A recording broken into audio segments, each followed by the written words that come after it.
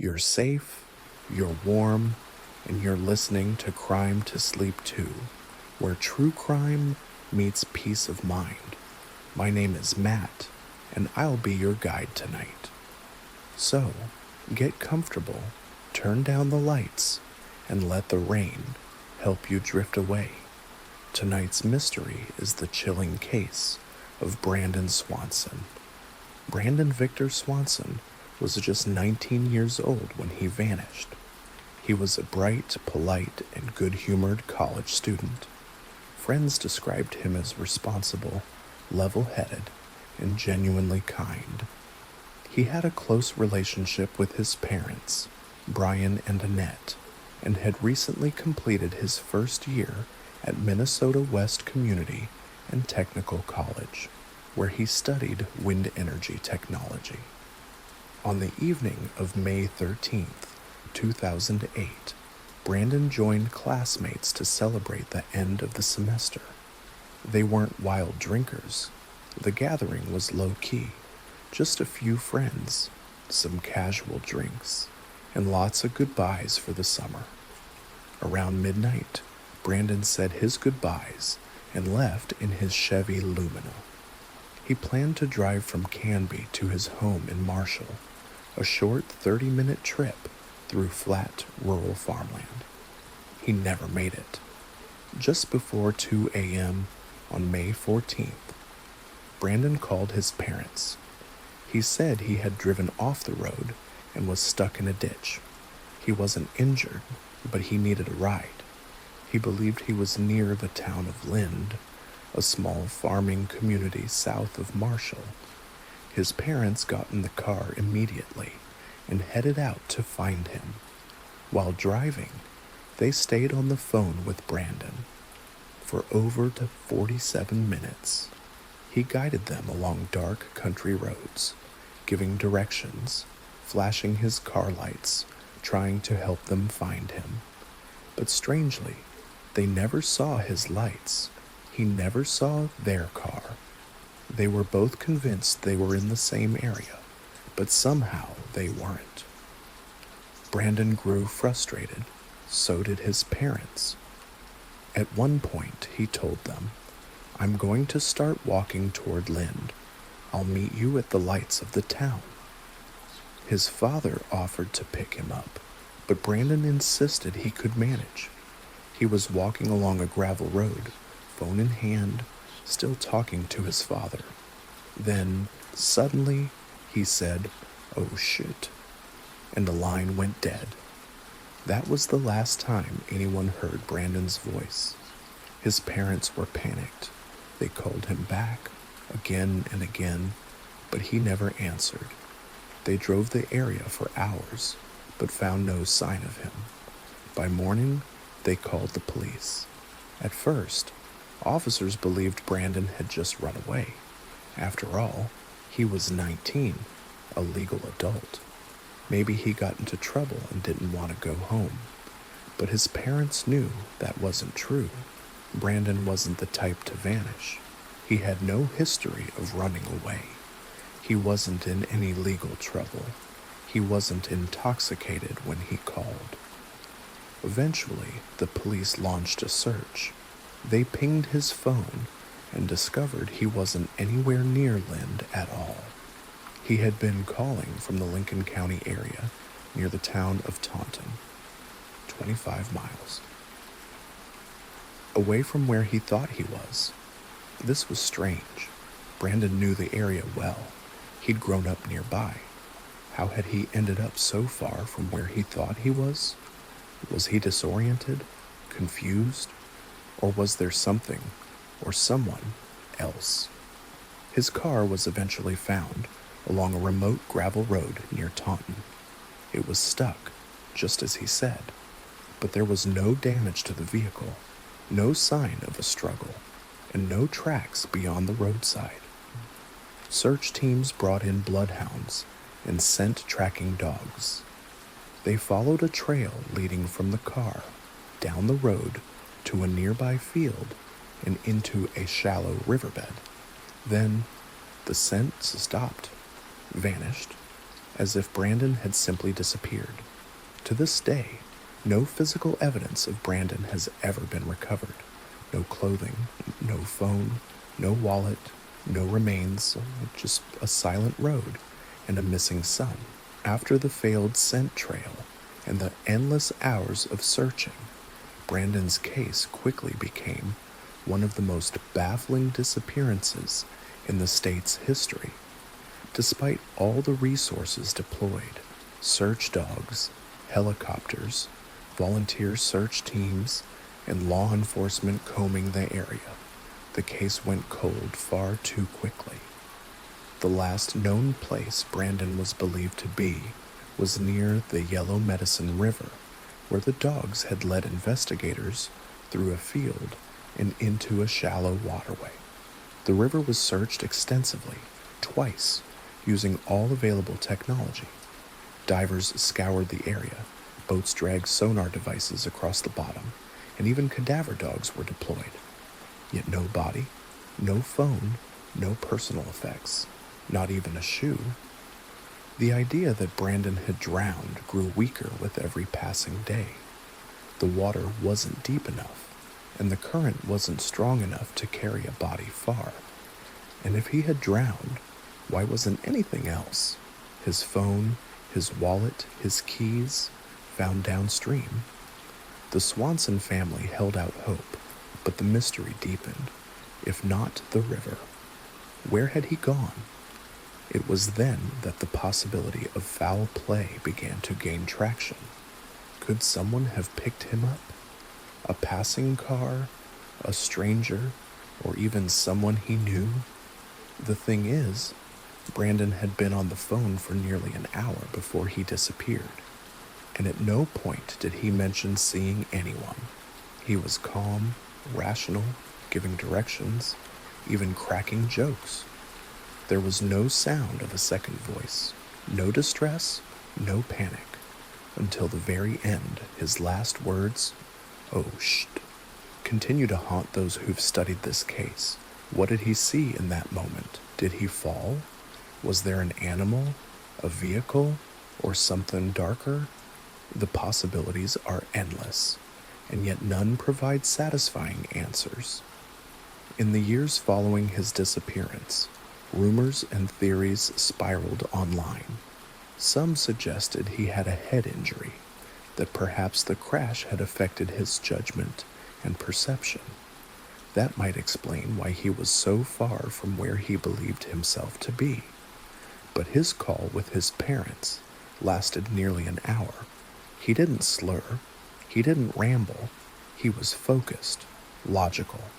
That kind of coherence didn't support the head injury theory. Others speculated about an accidental death. Perhaps he slipped, hit his head, and his body simply wasn't found due to underbrush or a missed search zone.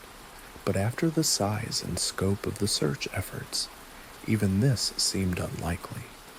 There were more sinister theories too.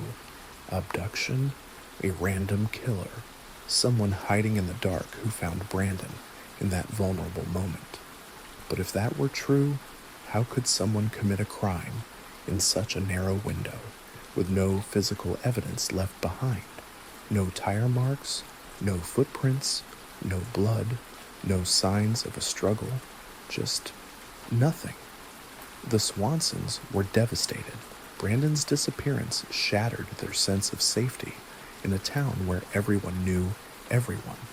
But they weren't just grieving, they turned their heartbreak into action.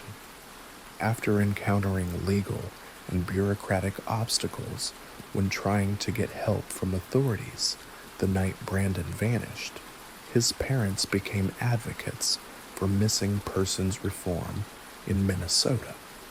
They worked with state lawmakers to pass what would become known as Brandon's Law. Enacted in 2009, just 1 year after his disappearance, Brandon's Law requires law enforcement agencies in Minnesota to take a missing persons report without delay and to begin an investigation immediately, regardless of the person's age. Before this law, officers could delay action for adults, assuming they'd return or left voluntarily. In Brandon's case, those first few hours may have made all the difference. The law has since helped many families avoid the delays that the Swansons endured. It stands as a legacy to Brandon, even as the mystery of his disappearance continues. Each year, on the anniversary of his vanishing, the community gathers. Vigils are held as candles are lit. His face, frozen in time, reappears on missing persons posters across the state. His story is shared again. His parents speak to the media, thanking the public for remembering their son, and every time they ask the same question: if you know anything at all, please come forward. Over a decade has passed, but Brandon's case has never been closed. His name remains on active missing persons databases. His family continues to search, to ask, to hope. And so, tonight, as the rain falls and the night grows quiet, we remember Brandon Swanson, the teenager with a kind heart, a sense of humor, a future ahead of him. We remember the long road he walked, the final words he spoke, and the silence that followed. And maybe, just maybe, someone somewhere knows what happened that night. Though more than a decade has passed since Brandon Swanson's disappearance, the case continues to resonate, not only in Minnesota, but across the true crime and missing persons communities worldwide. Why? Because Brandon's case highlights just how fragile our sense of safety really is. He wasn't doing anything dangerous. He wasn't in a big city or a foreign place. He wasn't out of control. He was driving home on familiar roads, talking to his parents, and yet he vanished. It's this eerie simplicity, the ordinariness of the night, that makes his disappearance so difficult to shake. In the years that followed, amateur investigators online took to message boards and social media to dissect every known detail of the case. Many of these people didn't know Brandon personally. They were strangers, internet sleuths, but they felt a connection to the case, perhaps because they saw a little of themselves in Brandon, or maybe because they knew that if something like this could happen to him, it could happen to anyone. Some dove into the geography.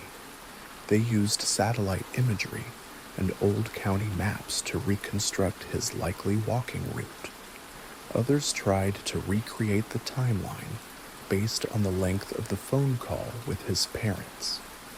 There were even coordinated volunteer efforts, years after the fact, to search the surrounding farmland during spring thaw, when visibility might be better and clues could emerge. Still, nothing. Brandon's disappearance became one of the internet's early true crime rabbit holes. Theories multiplied, forums exploded, podcasts dedicated episodes, and sometimes entire seasons to exploring his case. And yet, the core mystery remained unchanged. No witnesses, no evidence, no resolution. Many have asked how it's possible to leave no trace at all. Was Brandon wearing clothes that blended in with the natural terrain? Could he have fallen into a depression or ravine that searchers simply overlooked? In one theory, some suggested an abandoned well in the area might have swallowed him without a sound. Others wondered if a nearby property owner might have encountered Brandon, and that some kind of accident or confrontation occurred. But every property was searched, every lead followed up. There were no signs of violence, no behavioral red flags. No one in Brandon's life ever indicated he had enemies or was in danger. It's possible, of course, that he experienced a medical emergency, perhaps a seizure or sudden cardiac arrest. But even then, a body would eventually be found. And so, the silence persists.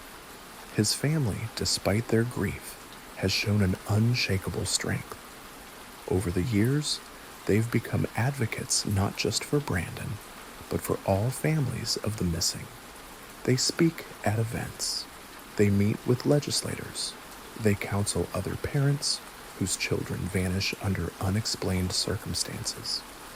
One of the most heartbreaking realities of a case like this is that it offers no closure. There is no grave to visit, no final goodbye, just questions. Questions that stretch out across time, unanswered.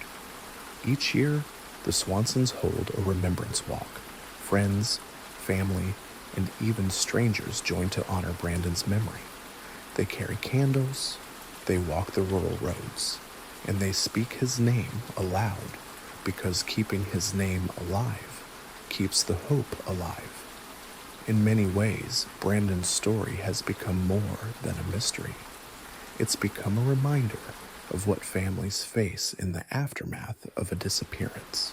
The waiting, the wondering, the quiet heartbreak that follows every sunrise. But it also stands as a story of resilience. Because in the absence of answers, Brandon's parents didn't collapse. They turned their sorrow into change. Their advocacy helped create legal protections that have already saved lives. That is something.